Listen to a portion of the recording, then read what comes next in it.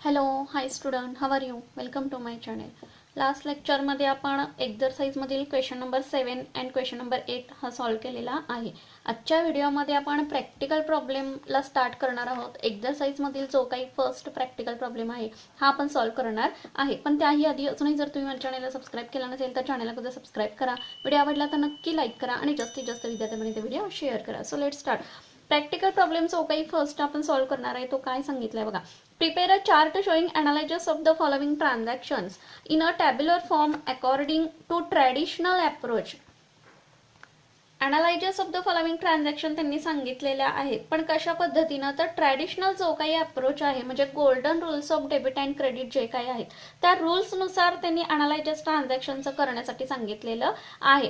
I hope की तुम्ही हे सर्व लिहून घेतलेलं असावं. ज्या वेळेला आपण प्रिव्हियस लेक्चरमध्ये आपण एक्सप्लेन केलेले आहेत golden rules of debit and credit, मग त्याच्यामध्ये पर्सनल अकाउंट, रिअल अकाउंट आणि नॉमिनल अकाउंटचे क्लासिफिकेशन जे काही पडलेले आहेत आणि त्याचे रूल्स जे काही आहेत हे तुम्ही लिहून घेणं नोटबुकमध्ये गरजेचं आहे. तर तुम्हाला हे प्रॅक्टिकल प्रॉब्लेम सॉल्व करण्यासाठी त्याची मदत होणार आहे. बघा, विद्यार्थ्यांनी प्रथम फॉर्मॅट प्रिपेअर करून घ्यायचा आहे. या पद्धतीनं फॉर्मॅट आपण प्रिपेअर करणार आहोत. Traditional approach practical problem first column index number किंवा सिरियल नंबर, ट्रान्झॅक्शनसाठी एक कॉलम करायचा आहे. टू इफेक्ट्स और अस्पेक्टसाठी एक कॉलम करायचा आहे. जे काही अकाउंट्स इन्क्लूड त्याच्यामध्ये होते त्याच्यासाठी एक कॉलम तयार करायचा आहे. क्लासिफिकेशन ऑफ अकाउंटसाठी एक कॉलम करायचा आहे आणि रूल्स कशा पद्धतीने त्याच्यासाठी अप्लाय होत आहेत त्याच्यासाठी एक कॉलम करायचा आहे. आणि कशाला डेबिट पडणार आहे आणि कशाला क्रेडिट पडणार आहे त्याच्यासाठी दोन कॉलम आपल्याला प्रिपेअर करून घ्यायचे आहेत. आय होप की सर्व फॉर्मॅट मी प्रिपेअर करून घेतलेला असावा. विद्यार्थ्यांनी माझ्याबरोबरच काय करायचं आहे, प्रॉब्लेम सॉल्व करण्यासाठी बसायचं आहे. फर्स्ट ट्रान्झॅक्शन जी काही आहे ती काय सांगितलेलं आहे. ट्रान्झॅक्शन प्रथम विद्यार्थ्यांनी त्याच्यामध्ये पोस्टिंग करून घ्यायचं आहे, नोंदवून घ्यायच्या आहेत. फर्स्ट ट्रान्झॅक्शन लक्षात घ्या काय सांगितलेले आहे. Rajasaheb started business with cash ₹85,000. Business start करण्यासाठी काय सांगितलेलं आहे लक्षात घ्या. तर ₹85,000 आणलेले आहेत. कोणी? तर राजासाहेब या व्यक्तीने ₹85,000 बिझनेस स्टार्ट करण्यासाठी आणलेले आहेत. आता बिझनेस स्टार्ट करण्यासाठी आणलेत म्हणजे बिझनेसमध्ये कॅश काय झालेली आहे, कम झालेली आहे. कॅश ही काय आहे, असेट आहे. म्हणजे या ठिकाणी दोन अकाउंट्स आपले प्रिपेअर करून घ्यावे लागतील. पहिला म्हणजे कॅश अकाउंट आणि दुसरा म्हणजे कॅपिटल अकाउंट. का? तर कॅश हे कशासाठी आणले, तर बिझनेस स्टार्ट करण्यासाठी जे काही भांडवल आहे भांडवलामधून रूपांतरित होऊन ती कॅश काय होत असते, बिझनेसमध्ये येत असते. त्यामुळे फर्स्ट अकाउंट तुम्हाला कॅश अकाउंट प्रिपेअर करून घ्यावं लागणार आहे, इन्क्लूड होतंय. आणि दुसरा म्हणजे कॅपिटल अकाउंट, कॅपिटल अकाउंट तयार करून घ्यावं लागणार आहे. आता कॅश कशामध्ये जातोय, तर असेट आहे ही, त्यामुळे रिअल अकाउंट मध्ये जाणार आहे. लक्षात घ्या, कॅश अकाउंट रिअल अकाउंट मध्ये क्लासिफाय होईल. त्यानंतर कॅपिटल अकाउंट एखाद्या व्यक्तीने कॅपिटल आणलेलं असणार आहे, त्यामुळे पर्सनल अकाउंट मध्ये त्याचा समावेश आपल्याला करावा लागणार आहे. पर्सनल अकाउंट मध्ये तो जाईल. आता रिअल अकाउंटचा डेबिटचा रूल काय आहे, तर कॅश कम झालेली आहे. Debit what comes in. काय कम झालेली आहे, तर कॅश कम्स इन. त्यानंतर काय कॅश कम झालेली आहे, कोणी कम केलेली आहे, तर राजासाहेब इज गिव्हर. या व्यक्तीने काय केलेलं आहे, बिझनेसमध्ये कॅश आणलेली आहे. म्हणजे बिझनेसमध्ये अमाऊंट कोणी गिवन केलेली आहे, कोणी दिलेली आहे, तर राजासाहेब या व्यक्तीने गिवन केलेली आहे. त्यामुळे proprietor is given,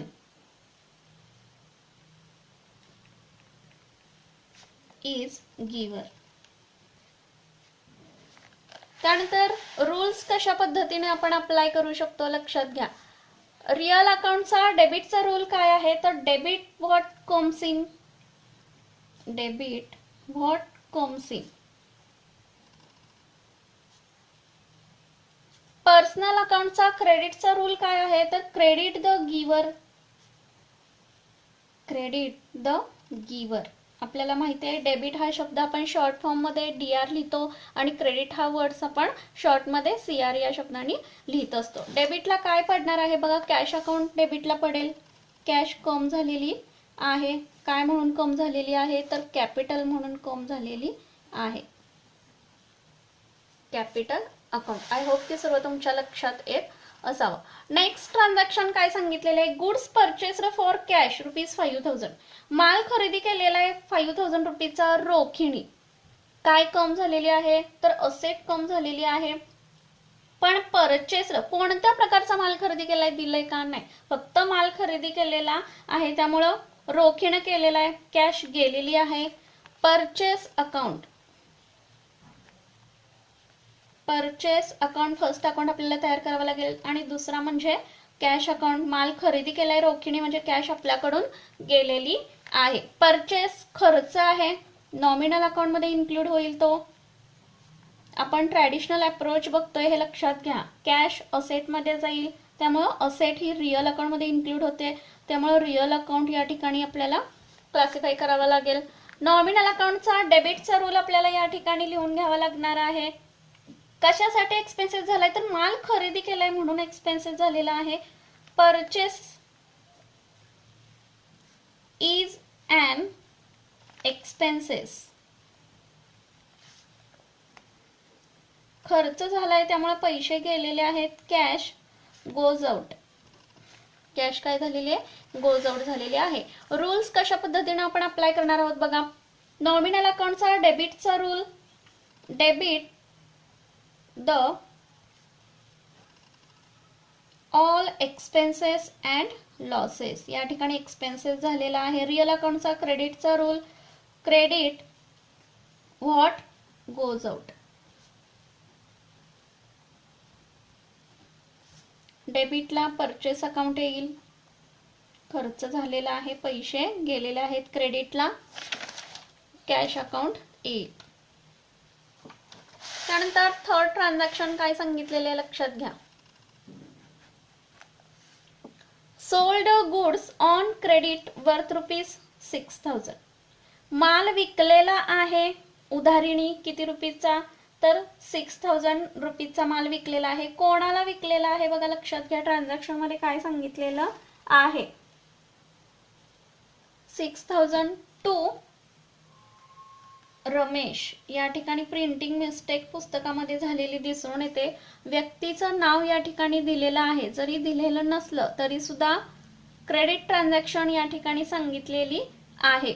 sold goods on credit worth ₹6000 to Ramesh. रमेशला ₹6000 माल उधारीनं विकलेला आहे.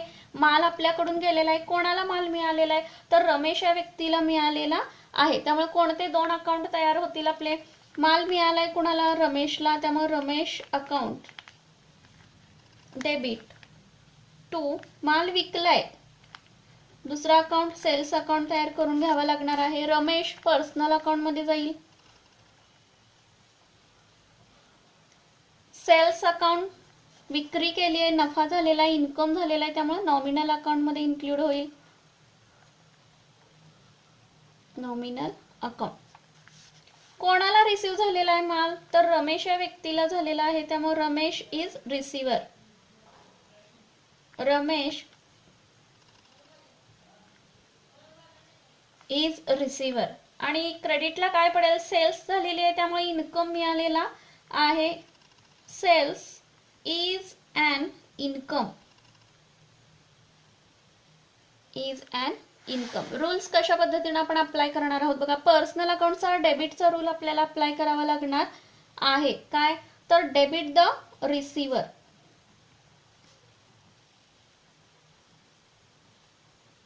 त्यामुळे डेबिटला काय पडेल तर रमेश अकाउंट पडेल.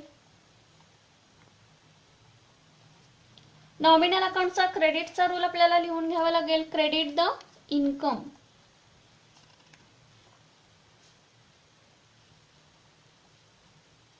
डेबिटला अकाउंट रमेश अकाउंट आपण तयार करून घेणार आहोत आणि क्रेडिटला काय पडेल तर सेल्स अकाउंट पडेल.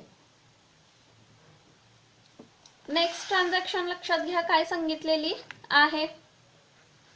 Cash deposited into bank of Maharashtra ₹12,000. Maharashtra bank of महाराष्ट्रामध्ये ₹12,000 काय केलेले ठेवलेली आहे. म्हणजे पैसे आपल्याकडून गेलेत. कोणाला मिळाले तर बँक ऑफ महाराष्ट्र ला मिळालेले आहेत, त्यामुळे कोणते 2 अकाउंट प्रिपेअर होतील या ठिकाणी बघा. बँक ऑफ महाराष्ट्र, या ठिकाणी मी शॉर्टमध्ये लिहिते बँक ऑफ महाराष्ट्र अकाउंट. पैसे आपल्याकडून गेलेले आहे त्यामुळे दुसरा अकाउंट कॅश अकाउंटला क्रेडिट पडणार आहे. बँक ऑफ आर्टिफिशियली पर्सनल मध्ये इन्क्लूड होईल, त्यामुळे फर्स्ट अकाउंट आपला क्लासिफाय काय होईल तर personal account. Cash real account मध्ये इन्क्लूड होईल.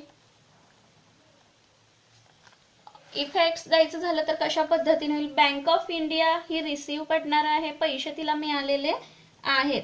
Bank of Maharashtra is receiver. क्रेडिटला काय पडेल बघा, लक्षात घ्या. पैसे आपल्याकडून गेलेले आहेत, बँकेला मिळालेले आहेत. Cash goes out. रूल्स आपण कशा पद्धतीने अप्लाय करणार आहोत बघा. पर्सनल अकाउंटचा डेबिटचा रूल या ठिकाणी अप्लाय होईल. काय आहे तर debit the receiver.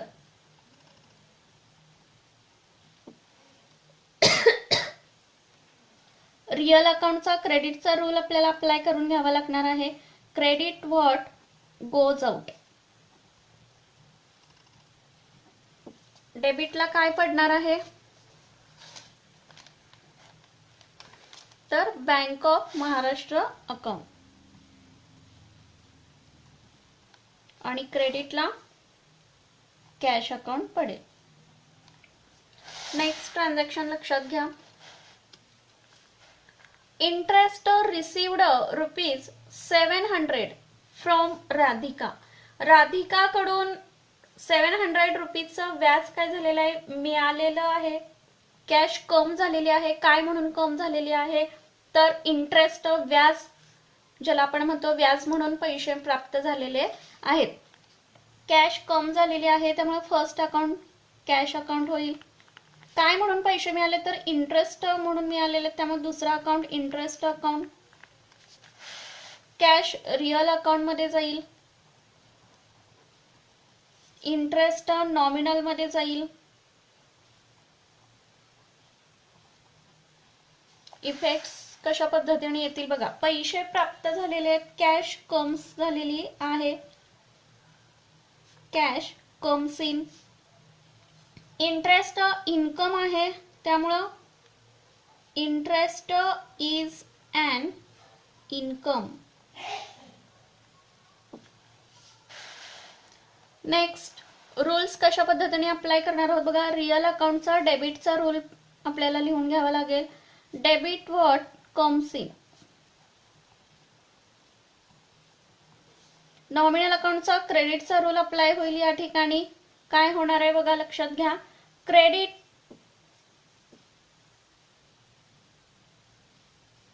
The income. Credit the income. त्यामुळे डेबिटला कोणता अकाउंट आपण तयार करू, कॅश अकाउंट डेबिटला पडेल आणि क्रेडिटला कोणता अकाउंट पडेल तर इंटरेस्ट अकाउंट पडेल.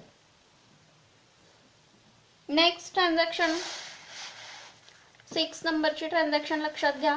Paid rent ₹2000 to landlord. 2000 रुपयाचं भाडं काय झालेलं आहे जमिनीचं द्यावं लागलेलं आहे. पैसे आपल्याकडून गेलेले आहेत. काय म्हणून गेले तर रेंट म्हणून गेलेले आहेत. बघा लक्षात घ्या.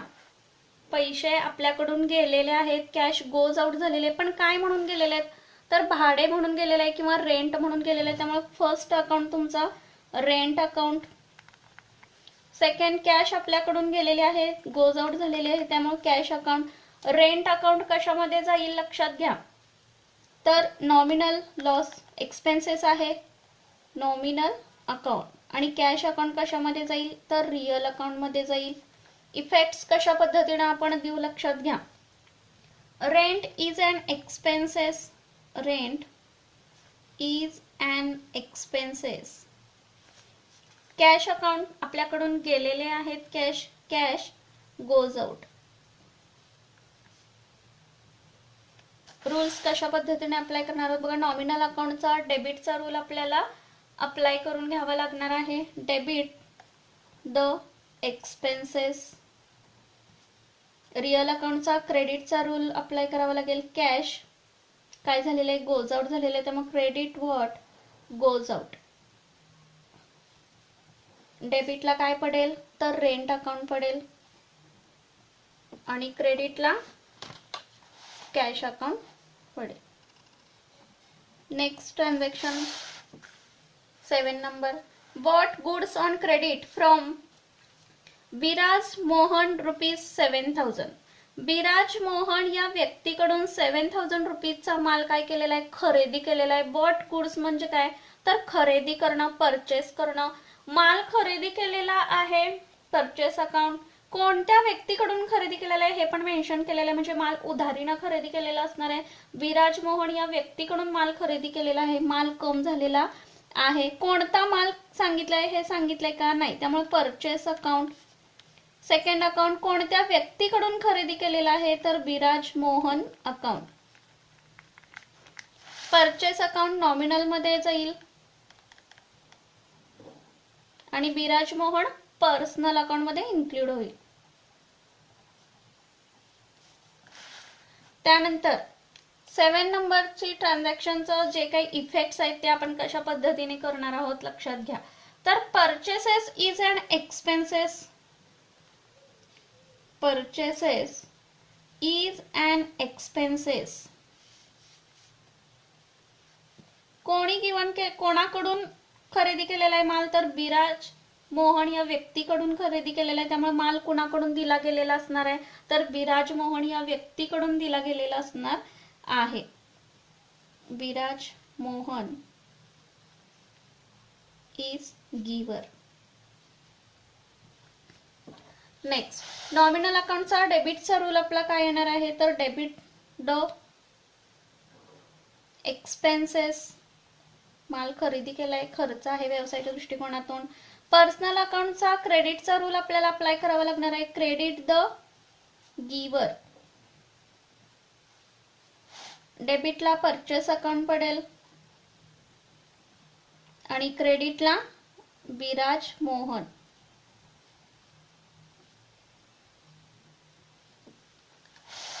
Next transaction 8 number.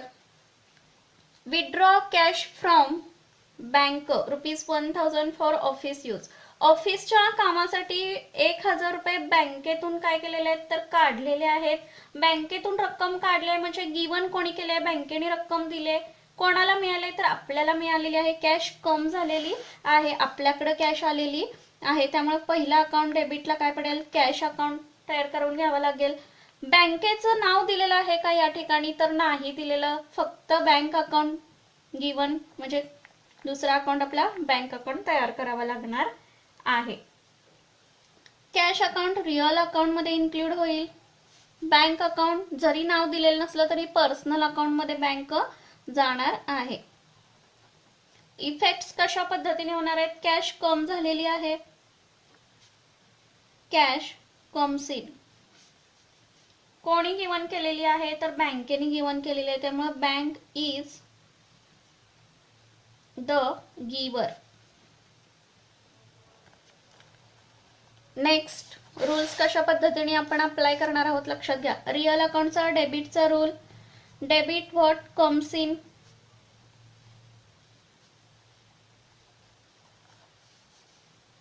पर्सनल अकाउंटचा क्रेडिटचा रूल. क्रेडिट द गिवर.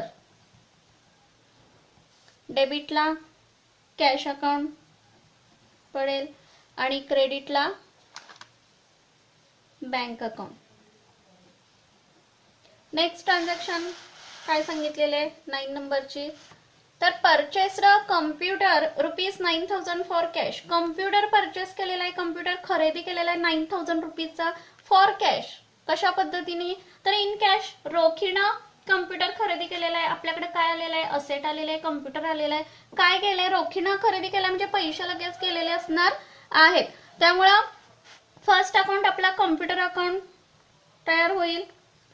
कम्प्युटर अकाउंट रोखीने खरेदी केला म्हणजे कॅश गोज आउट झालेली असणार आहे, कॅश गेलेली असणार आहे. Second account cash account. Computer ही एक असेट आहे, असेट रिअल अकाउंट मध्ये इन्क्लूड होते त्यामुळे रिअल अकाउंट. कॅश काय झालेली आहे आपल्याकडून गेलेली आहे, रिअल अकाउंट अप्लाय होईल या ठिकाणी. इफेक्ट्स कशा पद्धतीने आपण देणार आहोत बघा.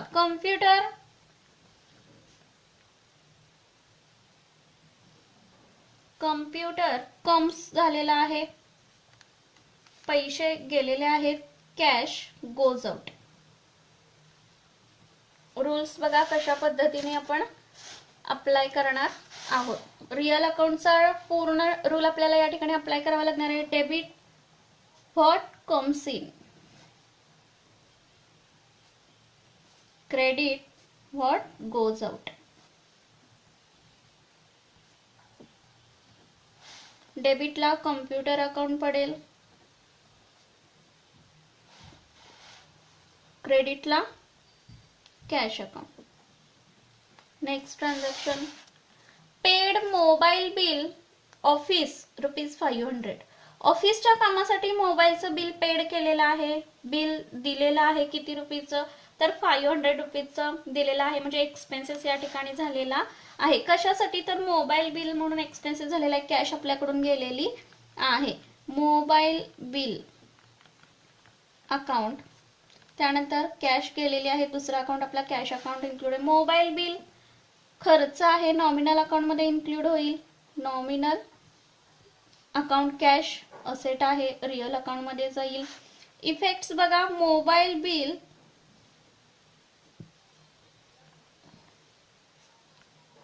इज अन एक्सपेन्सेस, कॅश गेलेली आहे, कॅश गोज आउट.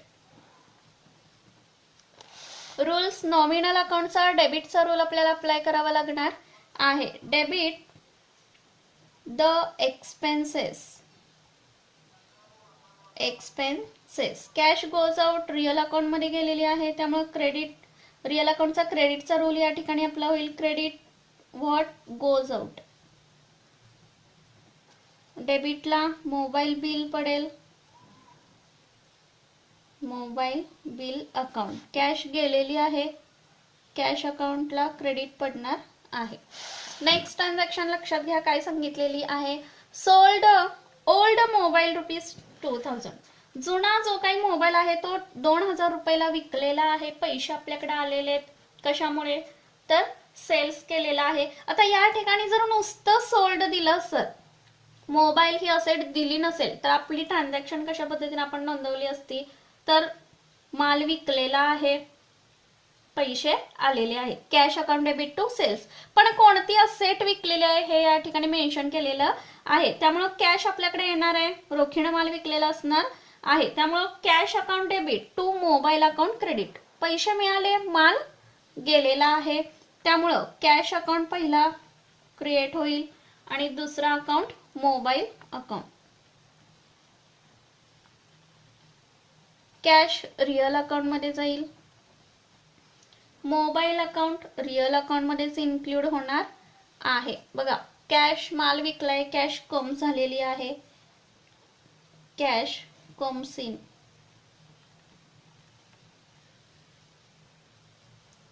मोबाईल गेलेला आहे, mobile and asset goes out, mobile goes out. Rules बघा, रिअल अकाउंटचा पूर्ण आपल्याला या ठिकाणी अप्लाय करावा लागणार आहे. Debit what comes in, credit what goes out.